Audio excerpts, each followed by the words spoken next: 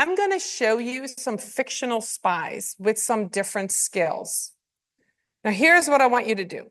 I want you to think about when I talk about these spies as they come up on the screen, if they're skills that they have that you have, write them down. You might not know that you have these skills, or you might not think that they're really good for competitor analysis, but when you're doing strategy, you need all these different skills, right? You need to be able to look at data, but you also need to be able to make decisions. So we're going to kind of come up with your own spy character. Who would you be?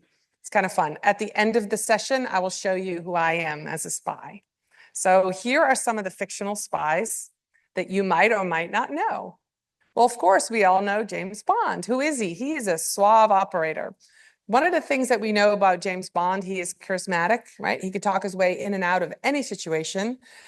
He is a trusted expert. You need somebody like that on your team. Why?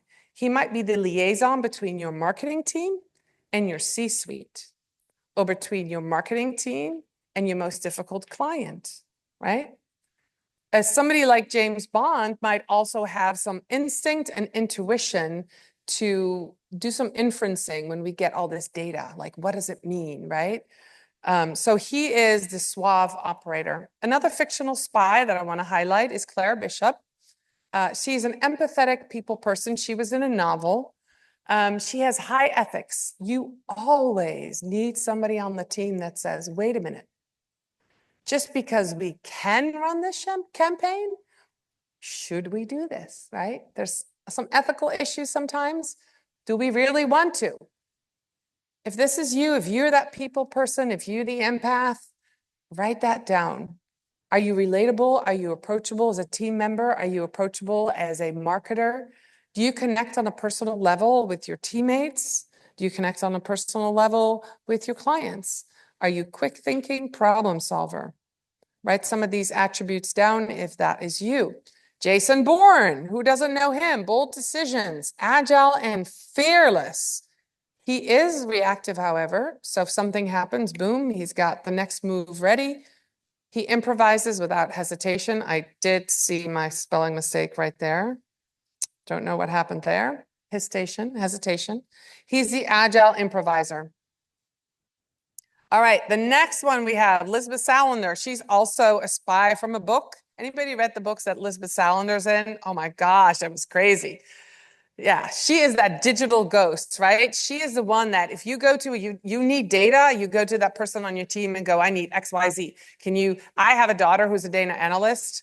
That is not how my brain works. She's 24 years old and she is into AI and she can do data. And I'm like, mom needs this or that. And she's like on it. So I love having her on my team and help me get that data. Okay, awesome. So if you have any of these skills, write them down. The last one is every spy team needs a leader, right?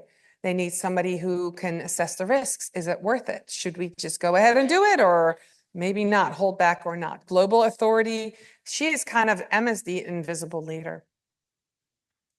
So what do you think? Do you know yet what kind of analyst or what kind of spy you would be, or you will be as you look at your competitors? Kind of exciting, right?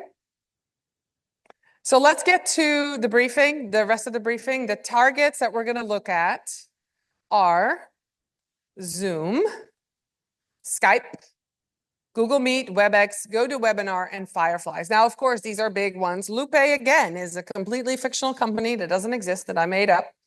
But these companies do exist. And for the purpose of today, I did pull data with Social Insider. It's going to not be that easy to read. I just kind of want to show you what it looks like when you pull data, and there's so much data to be had. And for you to understand some of the things you could be looking at that might be important to the brand that you represent. So we're not going to be able to do all of it, but I want to kind of walk you through it. And if you have questions, this is available. All this data is available, and I'm available for questions too. So we're going to analyze it after we go through it, but just bear with me. I would have given you a data packet, but it wouldn't do anything. We don't have enough time. So let's look at it. All right, let's do some spying here. It's going to be about 10 minutes, maybe a little bit less even. So in Social Insider, in the tool that I use to pull some of this data, you can pick your KPIs. Does everybody have their KPI set for their business, their brand? No. Do you know how you should choose your KPIs? No. You should choose them based on your goals, right? All right, I have another question. This is really basic, guys. Basic question. As a marketer, do you know the business goal of the brand that you work for? You do. Raise your hand if you do. Okay, that's very good. There's quite a few marketers that are purposely, I think purposely, left in the dark.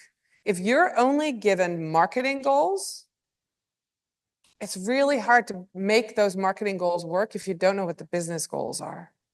Part of the social media strategy is knowing the business goals. When I do a social media strategy, I want access to the C-suite, to the stakeholders. I don't want to do a social media strategy just with the marketing team because I don't know what's happening next year. I don't know what's coming down the pipeline. I need to know what your business goals are in order to use marketing to help attain those business goals. Does that make sense? Once you know the goals, you can kind of select some of these KPIs. There's a lot. You don't need or want all of that. Again, you need to filter through and figure out what you need to know. So what I did on here, you can actually read it better than I thought you could. So I selected just a few. Follower growth, engagement posts.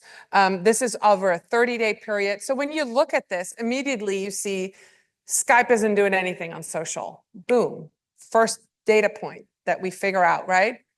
Firefly's app, they're not that active. They're probably a little smaller. Who has the most posts? We can see that that's WebEx. They post the most.